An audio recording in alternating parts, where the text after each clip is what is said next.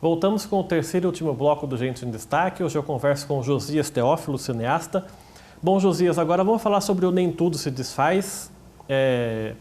Inclusive, eu vi, frequentando o site do filme, as duas frases, né, que você se baseou para fazer o título desse filme, que é o do Karl Marx, tudo que é sólido desmancha no ar, e o Nem Tudo Se Desfaz, anda em tudo um resquício, do Bruno Tolentino, né? Como é que você teve a ideia de fazer esse filme? Eu também queria que você explicasse porque estão falando muito que é um filme sobre a carreira do Bolsonaro, e não é isso, né? Eu queria que você explicasse um pouquinho sobre isso. Olha, a gente poderia resumir da seguinte forma.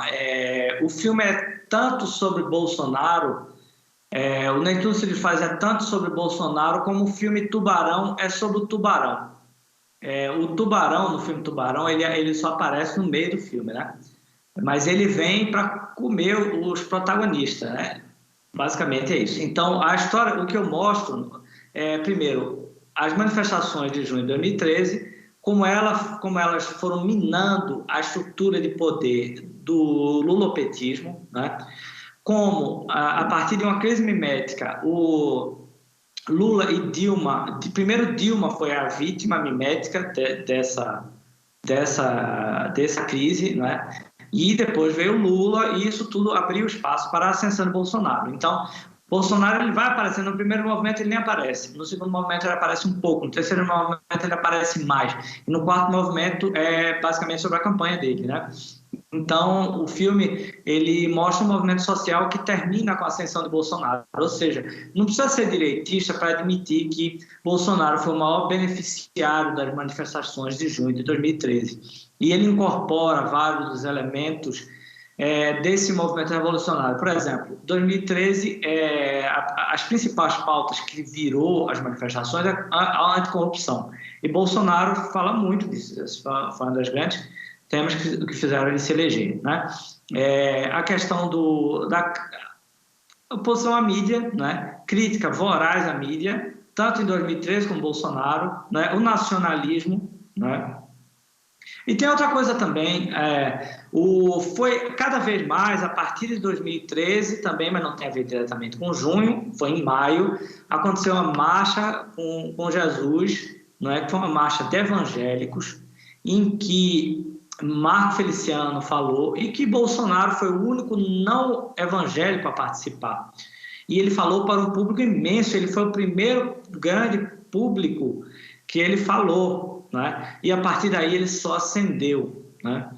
Então a gente conta aí, o Felipe Martins da entrevista no filme, e ele fala dos bastidores do que aconteceu, de um acerto que teve entre o Marco Feliciano e o Bolsonaro. Claro, para saber o que é o acerto, eu preciso ver o filme, não dá para contar tudo aqui. Mas, de qualquer forma, aí também começou um elemento que é a revalorização da religiosidade, né? Porque o petismo ele tinha na sua base os religiosos. A verdade é essa, os evangélicos participaram muito, mas eles usavam os evangélicos, a verdade é essa.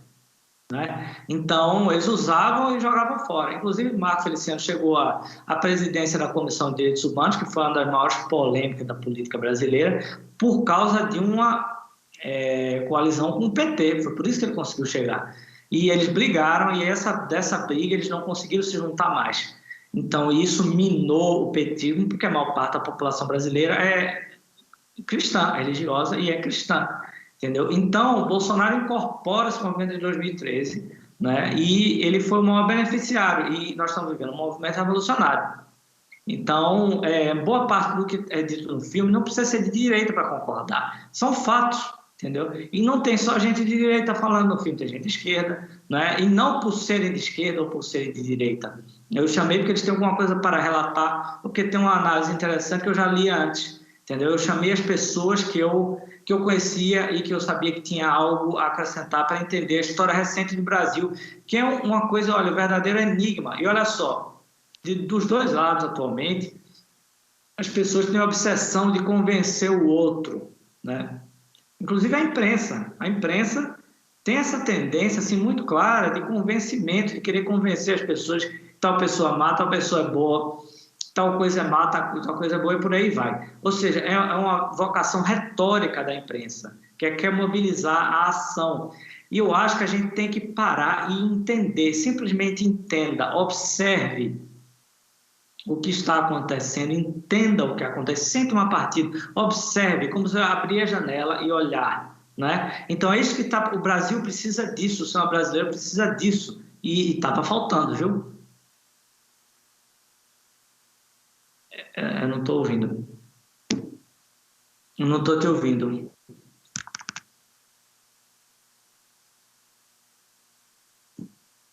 Também continuo sem te ouvir. Simplesmente o som ficou... continuo sem ouvir. Tá com um tracinho só.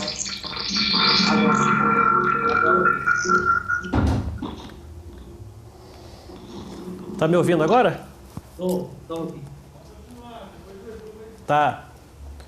Ô, Josias, como é que você explica particularmente a manifestação de 2013?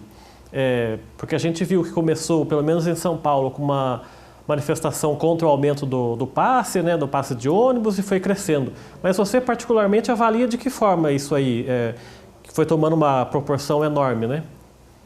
Olha, Flávio Morgenstern fala, isso acabou não terminando. Eita, agora está dando eco de novo. Oi? Agora está dando eco de novo. Quem estava antes? Daqui? Daí, que nem estava antes que vocês pararam, entendeu?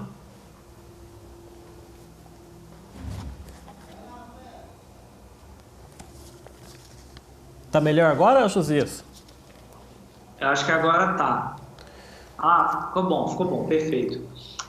Então, quer você fazer a pergunta de novo? Tá, então como é que você avalia particularmente essas manifestações de 2013, aí de uma visão sua, né? Porque aqui em São Paulo começou com um problema do aumento do passe de ônibus, as pessoas foram para a rua e começou a manifestação e tomou uma proporção grandiosa, né? Gigantesca, com o prefeito de São Paulo, que era na época o Haddad, né?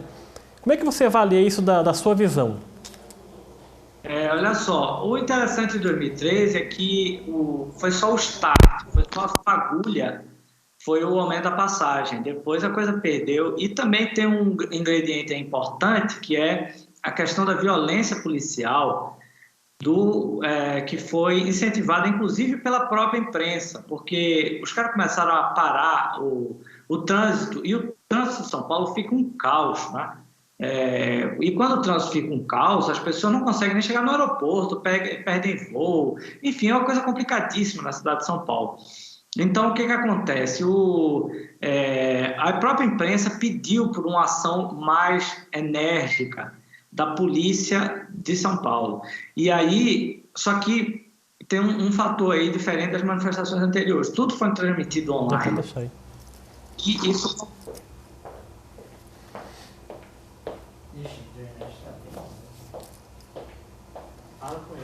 Ô Josias, espera um pouquinho que sumiu o seu som de novo aqui.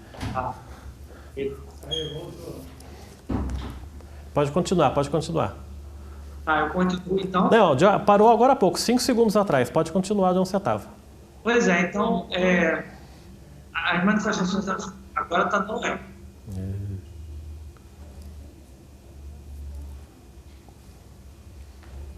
Tô dando eco aí de novo? Agora parou. Vamos lá, pode seguir. Então, as manifestações, elas terminaram se tornando algo completamente diferente daquilo que... o motivo que começou as manifestações. Então, de fato, a esquerda perdeu o controle, a população em geral agregou e trouxe suas pautas, né, que não eram as pautas da esquerda, né, e começou a rejeitar os partidos tradicionais. Então, isso foi uma coisa completamente inédita, um plot twist. Flávio Morgenstern diz que 2013 foi o maior presente que a esquerda deu para a direita na história do Brasil. Né? Não tem precedente, foi uma coisa assim. E agora,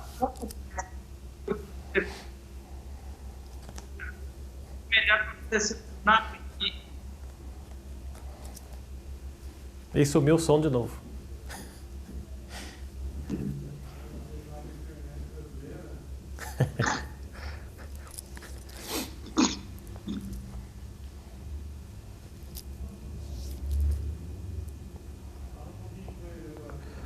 Vamos ver, Josias. Fala de novo aí para ver se eu escuto você. Falando, 1, 2, 3. Pode seguir. Depois a gente vai editar essas partes aí. Tá. Então é isso, começou em 2013 e não teve efeitos imediatos, com exceção de uma coisa, que foi a aprovação de lei de delação premiada, que veio a possibilitar a Lava Jato, né, e que produziu o impeachment da Dilma, a prisão de Lula e terminou por encaminhar para a eleição de Bolsonaro.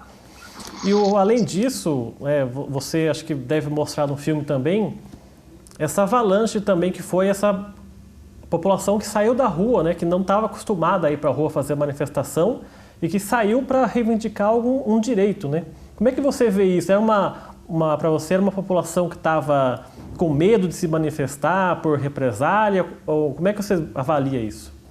Tem uma coisa interessante que, além do filme, eu fiz uma série de extras, de coisas que não couberam no filme, né? E um dos extras, eu tive o cuidado de colocar todos os depoimentos de pessoas de direita que mobilizaram manifestações e que iniciaram a sua atuação política em junho de 2013. Então é uma coisa incrível. A quantidade de gente que começou a atuar politicamente, a se interessar por política em 2013, é uma coisa impressionante, entendeu? Uma coisa realmente impressionante. Então eu fiz um extra só sobre isso, tem uns 30 minutos de relatos de pessoas. Então foi uma coisa assim, olha, realmente o junho de 2013 agregou todo esse povo. E você falou que vai lançar esse filme agora em setembro, né? E já disse também em redes sociais que pretende levar esse filme às universidades brasileiras. Como é que você vai fazer, o que você vai fazer de diferente do que você fez no Jardim das Aflições para que isso dê certo dessa vez? Não, eu acho que deu muito certo. Eu acho que foi muito bom. Esse filme foi exibido em mais de 20 universidades federais e eu acho que porrada só deu em 4. Mas o que acontece? Não tem como evitar porque esses caras não são civilizados. Comunista não está acostumado a lidar, está acostumado a matar gente. Se eles pudessem, eles nos teriam matado. A verdade é essa. Quando Adélio deu a facada em Bolsonaro, logo depois descobriram o nome dele, né? E eu entrei no Facebook dele. E lá no Facebook dele tinha ele falando sobre a exibição do Jardim das Aflições na UFPE e dizendo: esse nazista, desse Josias Teófilo, não deveria estar exibindo o filme na UFPE. Alguém tem que parar isso. Ou seja, Adélio Bispo de Oliveira, o cara que tentou assassinar Jair Bolsonaro, né? Então, eles não toleram que exista liberdade de pensamento dentro das universidades, nem no cinema brasileiro, né? Então, é preciso chegar chutando a porta, né? Exibir o filme. Agora, o que eu vou fazer de diferente? Na verdade, não fui eu que organizei as exibições nas universidades. Eu organizei as exibições nos cinemas. Nas universidades, as pessoas me pediram e eu autorizei. Eu não participei de nenhuma delas. Eu fui para a UFPE porque coincidiu de eu ir para o noivado da minha irmã. Eu tinha marcado essa passagem para o noivado da minha irmã e eles marcaram coincidentemente a exibição e eu fui e debati o filme e deu aquela confusão toda. E como é que você vai fazer para, além disso, né, desse problema todo que vai dar por aí, que a gente já está imaginando que dê, né, para a repercussão também do filme? Porque a imprensa já vem falando muito do filme, como eu falei antes, né, no começo do bloco, confundindo, pensando que é um filme sobre a carreira do Bolsonaro e não é. Como é que você vai lidar com isso para tentar desmistificar essas palavras aí? Eu acho que não precisa desmistificar. Acho que quando a pessoa vê o filme, ela vai ver que não é sobre Bolsonaro. Poderia ser sobre Bolsonaro. Não tem nenhum problema em ser um filme. Qualquer um pode fazer um filme sobre o que quiser, inclusive usando a lei. Não tem problema nenhum nisso.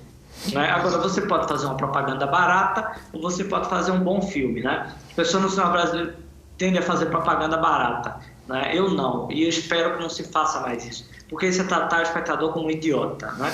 Então, a gente quer exibir o filme nos cinemas e depois, quem quiser organizar nas universidades, vai ter a minha autorização e vai poder, e eu quero que seja no máximo de lugares possível. Eu queria exibir esse filme em todas as universidades, em todos os centros de ciências humanas de todas as universidades federais brasileiras.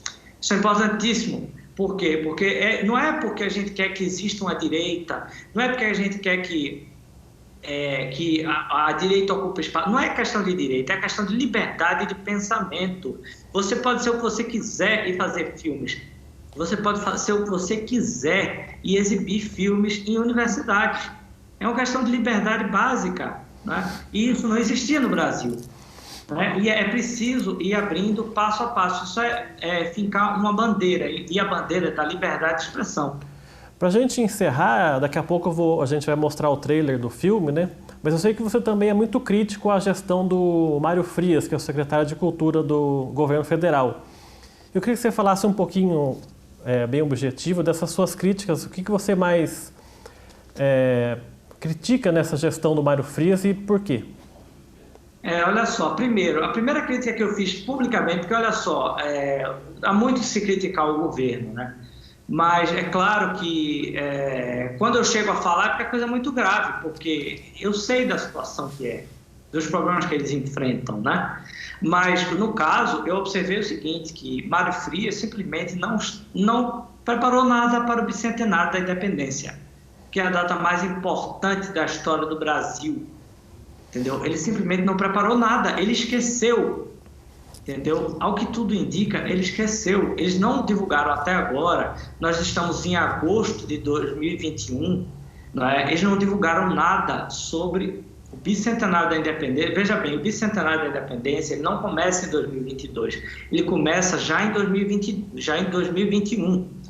Ou seja, já devia ter sido divulgado, já devia ter sido aberto editais para as diversas artes terem sido contempladas, cinema, ópera, música clássica, música popular, tudo devia estar sendo feito. E o governo, e não precisa nem ter dinheiro do governo, basta fazer como o governo do estado de São Paulo faz, se inscreve na lei e capta, entendeu? E ganha o crédito por isso. Então, e é uma data tão importante que pode ter muitos patrocínios privados, porque muitas marcas vão querer participar do bicentenário da independência. E olha só, essas datas são importantíssimas para se manter uma ideia de nação, para as pessoas se manterem unidas. Os países, eles existem e eles podem deixar de existir. O país não existe para sempre, não é? Basta lembrar dos países que existiam antes dos países que existem hoje. Então, o governo Bolsonaro, ele devia estar fazendo um movimento exemplar para 2022, e infelizmente ele não está fazendo. E aí, outra coisa eu vim reclamando, eu liguei para Mário Frias para falar do problema da Cinemateca. Eu falei com a Regina Duarte, eu falei com o ministro de Estado, eu falei com o secretário, eu falei com um monte de gente, Carlos Vereza também ligou, falou com o Weintraub, foi para Brasília para tentar dissuadir Weintraub e acabar com a Fundação Roquete Pinto, que acabou sendo retirada da gestão da Cinemateca. A Cinemateca ficou um ano sem uma empresa para administrar e terminou pegando fogo. E aí isso me deixou com muita raiva, viu? E deixou todo mundo que trabalha com cinema, que trabalha com muita raiva. Então é uma situação muito grave e ele fica jogando para o público, que é ficar falando de Lei Rouanet, ficar falando a mamata acabou, que são essas palavras-chave que agregam a direita na internet. Só que tem um detalhe, esse negócio de ficar jogando para o público na internet não manteve ninguém dentro do governo. Não manteve Weintraub, entendeu? Não manteve nenhuma das outras pessoas que tentou fazer isso. Por quê? Você tem que entregar resultados e não ficar brigando na internet, e não ficar lacrando na internet. Tá certo, Josias. Eu quero agradecer a sua participação. Muito obrigado pela sua entrevista, por ter aceitado esse convite aqui da TV Câmara Jacareí. Eu que agradeço. Muito obrigado. Fiquei muito feliz. Obrigado pela sua entrevista. Agora eu me despeço de vocês e deixo com vocês aí o trailer do documentário do Josias Teófilo, Nem Tudo Se Desfaz. Até a próxima oportunidade e até lá.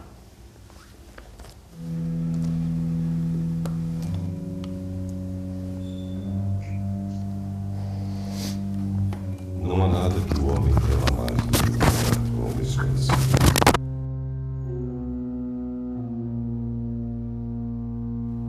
Todas as distâncias que ele estabelece em torno de si foram criadas em resposta a esse temor. Somente na massa, o homem pode libertar-se do medo do desconhecido.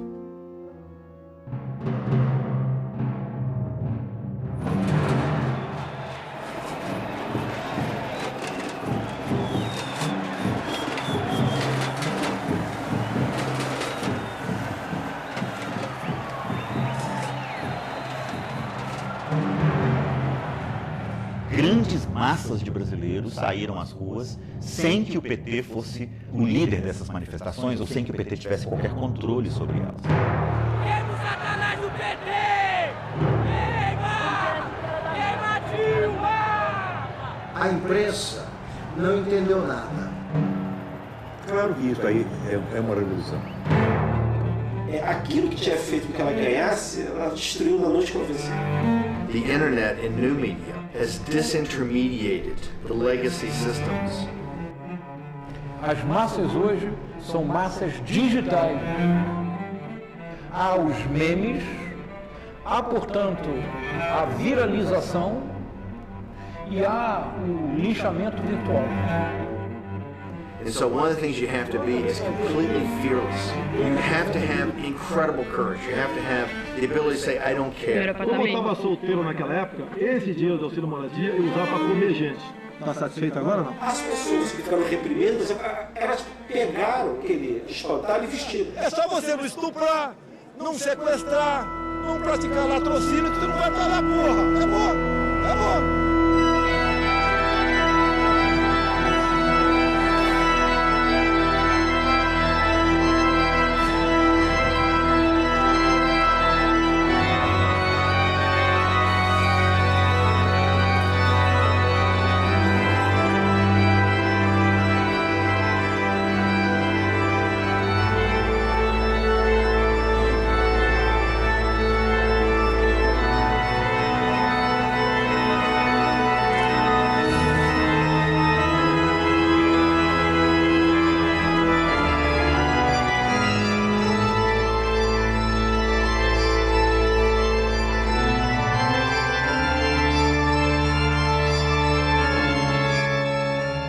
Isso aqui está parecendo uma plataforma de tiro de artilharia, não? Estou confortável aqui. Esteja certo de que não é.